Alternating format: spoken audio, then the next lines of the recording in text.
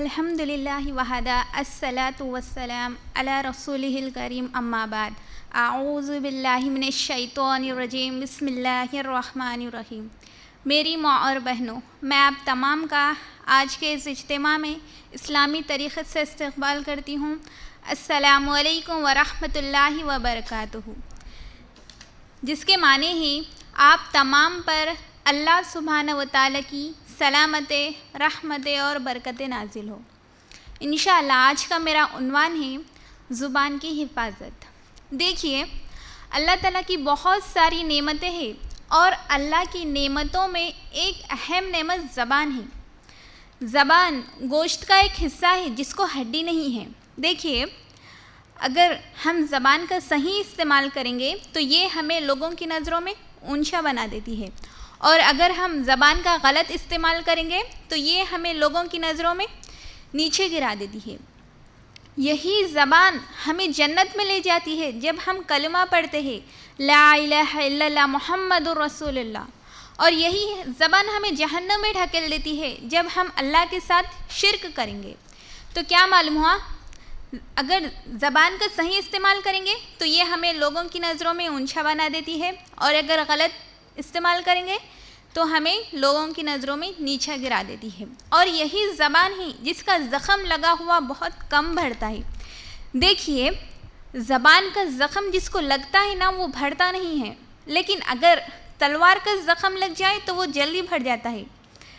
اگر کسی کو تلوار کا زخم لگ گیا ہو تو وہ جلدی بڑھ جاتا ہے دوائی کے ذریعے۔ اگر کسی کو زبان کا زخم لگ جائے، اگر کسی کا دل آپ نے زبان کے ذریعے دکھا دیا تو پھر آپ اس زخم کو بھر نہیں سکتے۔ اس لیے زبان کا استعمال صحیح ہونا چاہیے۔ زبان سب سے اچھی بھی ہے اور زبان سب سے بری بھی ہے، ٹھیک ہے؟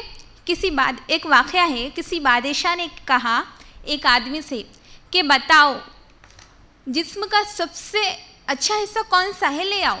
تو وہ آدمی گیا اور زبان کو لے آیا۔ تو وہ بادشاہ نے پھر سے کہا کہ بتاؤ جسم کا سب سے برا حصہ کون سا ہے، لے آؤ۔ تو وہ آدمی گیا، پھر سے زبان ہی کو لے آیا۔ تو کیا معلوم ہوا، زبان سب سے اچھی بھی ہے اور زبان سب سے بری بھی ہے۔ اس لیے زبان کا استعمال ہمیں صحیح طریقے سے کرنا ہے، اور اگر ہم زبان کا استعمال غلط طریقے سے کریں گے تو اس کا نقصان ہوگا، کیونکہ دو فرشتے ہمارے ساتھ لگے ہوئے ہیں اور یہ ہمارے تمام کاموں کو نوٹ کر رہے ہیں۔ اللہ تعالیٰ قرآن میں سورہ قاف آیت نمبر 18 میں فرماتے ہیں، جو کچھ تم اپنی زبان سے بات کرتے ہو نا، جو کچھ تم اپنی زبان سے نکالتے ہو نا، اسے ایک فرشتہ لکھ لیتا ہے۔ یہاں غور کریں، اللہ تعالیٰ اس آیت میں بول رہے کہ جو بھی تم بات کرتے ہو نا، جو بھی تم اپنی زبان سے چیز نکالتے ہو نا، اسے ایک فرشتہ لکھ لیتا ہے۔ اس لیے ہم لوگوں کو چاہیے کہ ہم اپنی زبان کا استعمال صحیح طریقے سے کریں۔ پھر اللہ تعالیٰ قرآن میں سورہ احزاب آیت نمبر 71 میں فرماتے ہیں، اے ایمان والو، اللہ سے ڈرو اور اچھی بات کرو۔ یہاں غور کریں میری ماں اور بہنوں، اللہ تعالیٰ بول رہے ہیں کہ اے ایمان والو، کس سے کہا جا رہا ہے؟ ہم سے کہا جا رہا ہے کہ اے ایمان والو، اللہ سے ڈرو اور اچھی بات کرو۔ یعنی جب بھی ہم لوگوں سے بات کریں، جب بھی ہم لوگوں کے سامنے آئیں تو اچھی بات کریں۔ کیونکہ جب ہم اپنی زبان سے اچھی بات کریں گے تو اللہ تعالیٰ ہمارے حالتوں کو اچھا کر دے گا اور اللہ ہمارے گناہوں کو بھی معاف کر دے گا۔ جو شخص اللہ پر اور آخرت کے دین پر ایمان رکھتا ہے تو اسے چاہیے کہ وہ اچھی بات کرے یا پھر خاموش رہے۔ یہاں غور کریں میری ماں اور بہنوں، نبی صلی اللہ علیہ وسلم بول رہے ہیں کہ اچھی بات کرے یا پھر خاموش رہے۔ ہم لوگوں کو اچھی بات تو بھی کرنا ہے یا پھر خاموش رہنا ہے۔ کیونکہ خاموشی میں نجات ہے، لیکن ہمیں وہاں خاموش نہیں رہنا ہے جہاں حق بات کو دبایا جا رہا ہے، کیونکہ حق بات بولنا ہے، حق بات کی گواہی دینا ہے، وہاں خاموشی ٹھیک نہیں ہے، ٹھیک ہے؟ بلکہ نبی صلی اللہ علیہ وسلم فرماتے ہیں کہ اگر تم میں سے کوئی کہیں برائی ہوتے ہوئے دیکھو تو اسے ضروری ہے کہ وہ پہلے ہاتھ سے روکے۔ اگر ہاتھ سے روکنے کی طاقت نہیں ہے تو زبان سے روکے۔ اگر زبان سے بھی روکنے کی طاقت نہیں ہے تو دل میں برا جانے۔ یہ ایمان کا سب سے آخری درجہ ہے، اور ہم میں سے بہت سارے لوگ ایسے ہوتے ہیں جو بہت زیادہ باتیں کرتے ہیں، وہ لوگوں کو ہمیشہ ہنساتے رہتے ہیں اور وہ بھی خوش ہوتے ہیں کیونکہ میں لوگوں کو ہنسا رہی ہوں۔ جب ان کے پاس ہنسانے کے لیے کچھ باتیں نہیں ہوتی ہے تو وہ ان کے باتیں لانا شروع کر دیتے ہیں، غیبت کرنا شروع کر دیتے ہیں، چغلی کرنا شروع کر دیتے ہیں۔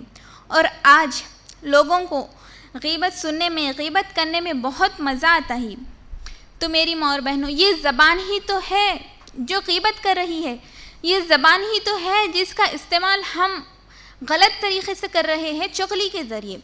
دیکھیے، اگر کوئی کسی مسلمان بھائی کی برائی کر رہا ہے تو وہ اپنے مردہ بھائی کا گوشت کھا رہا ہے۔ کیا ہم میں سے ہے کوئی اپنے مردہ بھائی کا گوشت کھائے؟ کیا ہم میں سے کوئی چاہتا ہے کہ ہم اپنے مردہ بھائی کا گوشت کھائے؟ نہیں، کوئی نہیں چاہتا کہ ہم اپنے مردہ بھائی کا گوشت کھائے۔ لیکن افسوس کی بات ہے، آج ہر آدمی، چاہے وہ پڑھا لکھا ہو چاہے ان پڑھ ہو، اگر کوئی آدمی اس غیبت کی بیماری میں مبتلا ہے تو وہ اپنے مردہ بھائی کا گوشت کھا رہا ہے۔ تو میری ماں اور بہنوں، اپنی زبان کا صحیح استعمال کرے۔ کیا آپ کو معلوم کہ یہ زبان ہمارے لیے کس طرح نقصان دہ ہے جب ہم غیبت کریں گے؟ ابو داؤد کی روایت ہے، نبی صلی اللہ علیہ وسلم فرماتے ہیں، نبی صلی اللہ علیہ وسلم کو آسمان پر بلایا گیا اور نبی صلی اللہ علیہ وسلم کو جنت کا اور جہنم کا منظر دکھایا گیا۔ تو نبی صلی اللہ علیہ وسلم نے جہنم میں کچھ ایسے لوگوں کو دیکھا جن کے ناخن پتل کے ہیں اور وہ اپنے ناخنوں سے اپنے چہروں کو اور اپنے سینوں کو لوچ رہے تھے۔ تو نبی صلی اللہ علیہ وسلم نے جبرائیل علیہ السلام سے پوچھا کہ اے جبرائیل، یہ کون لوگ ہیں؟ تو جبرائیل علیہ السلام نے کہا، یہ وہ لوگ ہیں جو دنیا میں گوشت کھایا کرتے تھے، یعنی غیبت کیا کرتے تھے اور لوگوں کی عزتوں سے کھیلا کرتے تھے۔ تو میری ماں اور بہنوں، جب ہم غیبت کریں گے تو ہم اپنے مردہ بھائی کا گوشت کھا رہے ہیں۔ تم غیبت سے اپنی زبان کی حفاظت کریں اور یاد رکھیں کہ خاموشی میں ہی بہت فائدہ ہے۔ پھر ترمذی کی روایت ہے، نبی صلی اللہ علیہ وسلم فرماتے ہیں، ایک شخص ہے جو اپنی زبان سے کلمہ پڑھتا ہے اللہ کو راضی کرنے کے لیے، یا پھر اس کی زبان سے کچھ اچھے الفاظ نکل گئے ہوں لیکن اسے احساس نہیں ہے کہ میری زبان سے کچھ اچھے الفاظ نکلے ہو، لیکن اللہ تعالیٰ اس کی وجہ سے اس کے درجات کو بلند کر دیتا ہے۔ اور ایک شخص ہے جو اپنی زبان سے ایسی باتیں کرتا ہے جو اللہ کی ناراضگی کا سبب بنتی ہے، لیکن اسے یہ احساس نہیں ہے کہ میری یہ بات میرے اللہ کی ناراضگی کا ذریعہ ہے، لیکن اللہ تعالیٰ اس کی وجہ سے اس کا ٹھکانہ جہنم کی طرف کر دیتا ہے۔ اس لیے اپنی زبان کا صحیح استعمال کرے۔ پھر ترمذی کی روایت ہے، نبی صلی اللہ علیہ وسلم کے پاس ایک صحابی آتے ہیں اور کہتے ہیں، اے اللہ کے رسول صلی اللہ علیہ وسلم، مجھے کچھ ایسی چیز بتا دے، اگر میں وہ کرتا رہوں تو میں صحیح رہوں گا۔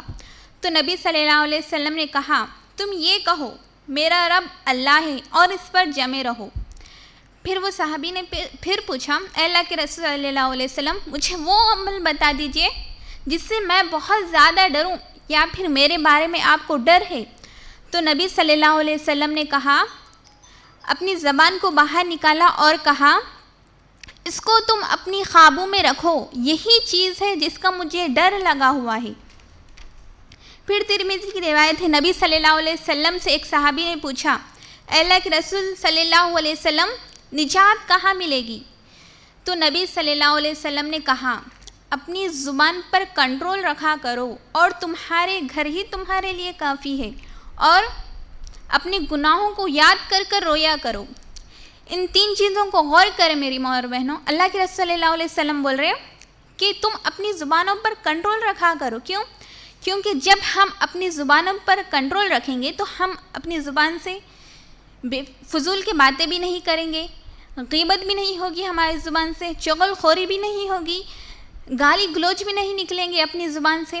پھر دوسرا فرمایا کہ تم اپنے گھروں میں ہی رہا کرو، کیونکہ جب ہم اپنے گھروں سے باہر زیادہ نکلیں گے، بے فضول کے کاموں میں لگے رہیں گے، لوگوں سے زیادہ فری ہو جائیں گے، تو پھر ہماری زبان کا استعمال غلط ہی ہوگا۔